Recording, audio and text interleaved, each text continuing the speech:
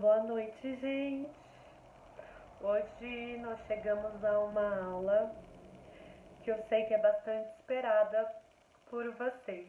Nós vamos conversar sobre como a psicanálise começou e por onde que a gente poderia começar a falar do começo da psicanálise. No exercício da semana passada, vocês escreveram um pouquinho sobre o que, na perspectiva de vocês, faz com que alguém busque terapia e o que, na perspectiva de vocês, faz com que alguém escolha tornar-se terapeuta, tornar-se analista, estar nessa posição de escuta clínica. Então, nós podemos começar falando da psicanálise, perguntando como foi que Freud começou, iniciou, inaugurou, inventou, criou essa posição de escutar, né, aquela cena que nós falamos um pouquinho nas aulas anteriores, que vem na nossa imaginação quando a gente pensa em psicanálise, do consultório, do divã, né, da escuta. Como foi que isso começou? Bom, começou com pessoas que de alguma forma manifestavam um sofrimento, né? E manifestando esse sofrimento, demandavam profissionais que soubessem, que pudessem cuidar daquela forma de sofrer. A questão é, para os profissionais da época, né, os médicos que atendiam, não havia essa abordagem em psicologia que atendesse esses sofrimentos, então eram os médicos. Para os profissionais da época havia um mistério. O que é que fazia essas pessoas sofrerem? Um mistério, né? Que sofrimento era esse que elas manifestavam? É uma incompreensão, uma sensação que em alguns casos chegava até a uma desconfiança. Nós estamos falando dos casos de histeria. Nós vamos falar principalmente de pacientes mulheres histéricas, mas havia homens também. Mas inclusive essa ideia de que são as mulheres que têm histeria vem de uma hipótese, de uma teoria que remete à Grécia Antiga, de que a origem desses sintomas difíceis de explicar, difíceis de entender, viria do útero, né? Ísteros é uma palavra para útero. O útero, então, se mexeria dentro do corpo das mulheres, gerando sintomas que nem os médicos que atendem entendem, nem elas mesmas. Bom, aí a gente já tem uma pista. Sintomas que as outras pessoas não entendem, nem as pessoas que experimentam. E a psicanálise, ela não começa como psicanálise. Tem toda uma história anterior, como se fosse a pré-história da psicanálise, que são as formas de lidar com a histeria. Como eu disse para vocês, né, além da postura de mistério, de enigma, de incompreensão, havia até mesmo uma desconfiança, né, no mínimo uma resistência. Por quê? Tinham sintomas ali que não tinham uma causa orgânica. Você não encontrava uma lesão anatômica, você não encontrava uma causa no organismo, um motivo fisiológico. E era uma época em que a medicina tentava se fincar, tentava se estabelecer como uma ciência, uma prática científica com comprovações e evidências. Então, como que você ia tratar sintomas como médico, na prática médica, se esses sintomas não não tinha uma causa orgânica, não tinha uma causa biológica. Então imagina que você atende pessoas em que alguma parte do corpo está paralisada, a pessoa não consegue mexer. Ou então essa parte está hipersensível, você toca, ela sente uma dor muito forte. Ou essa parte está insensibilizada, você vai lá, coloca uma agulha, a pessoa não sente. Vamos imaginar que você atende uma pessoa que já não bebe água, que parou de se alimentar. Uma pessoa que relata que não está enxergando. Uma pessoa que começa a falar em outra língua. E esses casos que eu estou mencionando, né, uma paralisia, uma hipersensibilidade, uma insensibilidade, modificações na sede, na fome, na visão, na língua, não tinham. Você podia examinar, você podia investigar e você não encontrava um motivo biológico. Então, para algumas pessoas, esses sintomas eram inexplicáveis. Para outros, era considerado inclusive um exagero. Essa pessoa quer chamar atenção, né? Essa frase que ninguém escuta mais nos dias de hoje, só na época do Freud, né? Mentira. Mas tinha uma ideia, será que essa paciente está com isso mesmo? Ou será que ela está inventando? Será que ela está mentindo? Será que ela está exagerando, querendo chamar atenção? E desde as pessoas que estavam mais preocupadas, interessadas em cuidar, até as pessoas que falavam, não, nem vale perder o tempo com esse drama, né? Os tratamentos possíveis, os recursos possíveis, eles eram, no mínimo, ineficientes. Em algumas vezes até mesmo violentos, né? É uma tristeza a gente conhecer alguns dos procedimentos da história dos tratamentos de pacientes com histeria e com outras manifestações de sofrimento psicológico, né? Mas talvez isolar, levar para um lugar que fique longe, né? Longe da família, longe do dia a dia. Quem sabe esse isolamento, ficar distante, pode ajudar. Banho frio, né? Para dar uma choque, eletrochoque. Né, andar na natureza, né? Então, desde procedimentos de amarrar a pessoa, né, violentos, até procedimentos de vamos dar uma volta, ver a natureza, mas não havia ali uma comprovação, uma segurança de que essas formas de tratar de fato melhoravam as pacientes, né? Naquela época, em que as mulheres manifestavam, né, lá no século XIX, tinha também toda uma questão do que era ser mulher, né, nesse momento. E existia uma expectativa de que as mulheres, assim, né, que chegassem à uma idade, que era uma idade bastante jovem, elas deveriam casar, deveriam ser mães.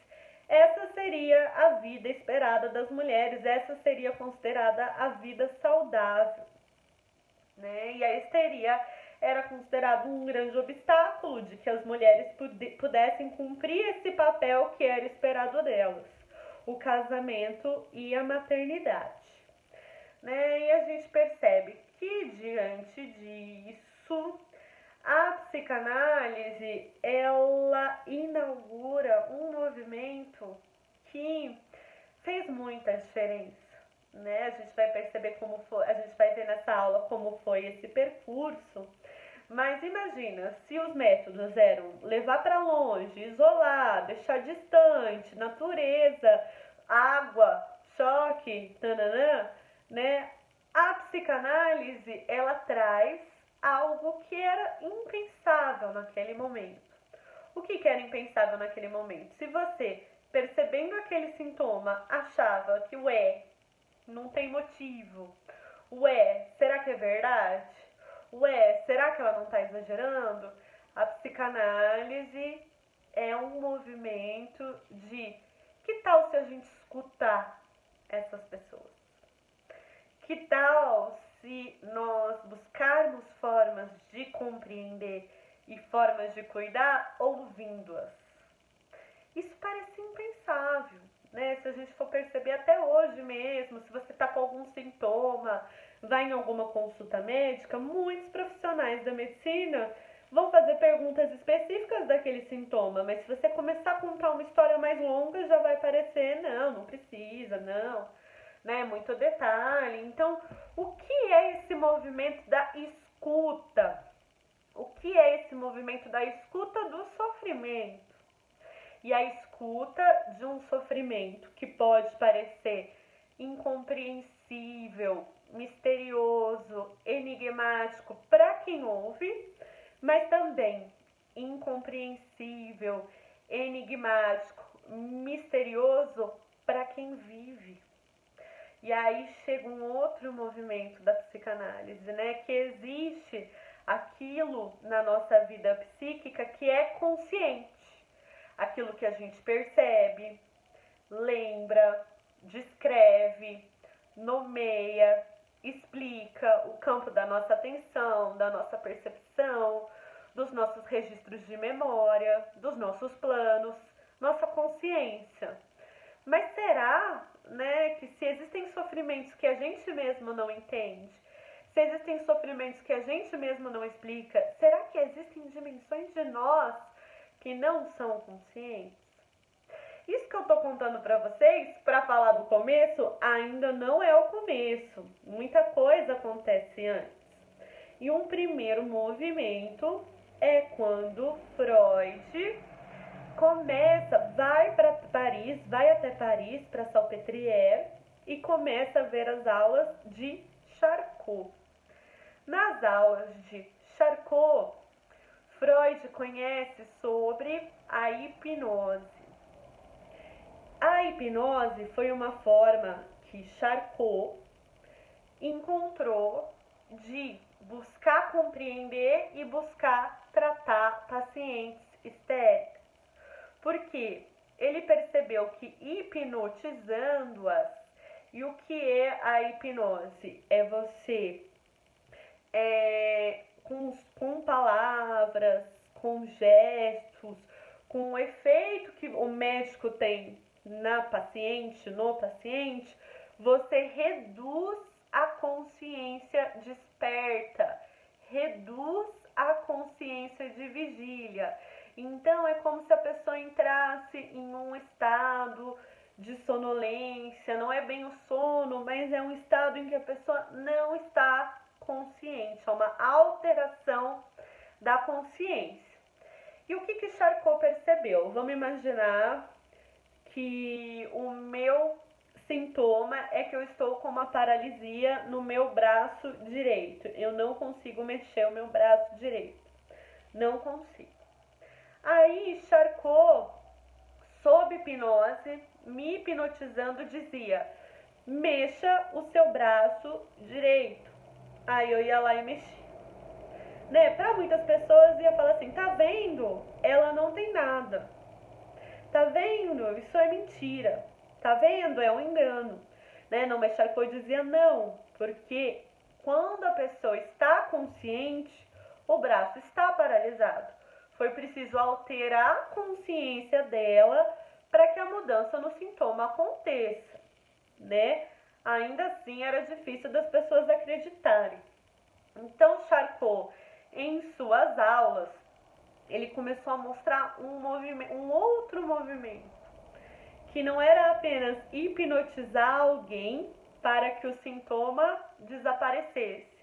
Ele também podia hipnotizar uma pessoa e, com as ordens nesse estado alterado de consciência, criar sintomas.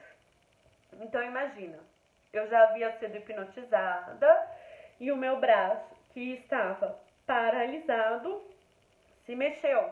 Mas ele poderia dizer assim: agora o seu braço esquerdo vai paralisar. E o que acontecia? O braço paralisava. Então não eram só que os sintomas eram eliminados, podiam também ser criados. E começa uma hipótese então, né, que talvez esses sintomas surgissem devido devido a fatores relacionados a outra dimensão da consciência que não essa consciência desperta, que não essa consciência de vigília. E a questão era como investigar essa dimensão. Freud aprendeu muito com Charcot. Quando abre seu consultório, Freud usa a hipnose para tratar as pacientes histéricas, né? É um método usado por Freud, mas Freud não se dava muito bem com a hipnose, né? Ele achava algumas pessoas resistentes, né? Até hoje a gente sabe que há pessoas que não são hipnotizadas, né? Que é mais difícil hipnotizar ou não se consegue hipnotizar. E Freud também não se considerava um bom hipnotizador. Outra coisa é que o Freud, de alguma forma, ele se incomodava com um tratamento em que tanto poder fosse atribuído ao médico, né? Porque era o médico que alterava a consciência e era o médico que dava instruções, que dava ordens sobre como que seria a paciente. Outro empecilho é que pode ser que sob a hipnose você consiga alterar um sintoma. Então, uma pessoa que não está conseguindo beber água, você hipnotiza, ela bebe água. Só que um outro sintoma emerge, né? Na semana seguinte ela volta e ela está com dificuldade de comer. Então, você podia suprimir um sintoma, mas isso em seguida você percebia que um novo sintoma se desenvolvia. Então a gente já pode guardar que Freud aprendeu a hipnose com Charcot. A gente também pode guardar que ele tinha algumas resistências em relação à hipnose. E existe um novo movimento que eu vou contar num vídeo seguinte, no nosso terceiro vídeo, que é Freud conhece um médico judeu, assim como ele, Freud também era judeu, chamado Joseph Breuer. E o Breuer tinha uma outra forma de usar a hipnose, que eu vou contar no nosso terceiro vídeo. Antes disso, eu vou mostrar algumas cenas para vocês de um documentário que eu gosto muito, que é de uma historiadora e psicanalista chamada Elisabeth Rodinesco. O nome do documentário é A Invenção da Psicanálise. E eu vou partir de algumas cenas para a gente fixar esses elementos históricos que nós estamos começando a aprender sobre o começo da psicanálise.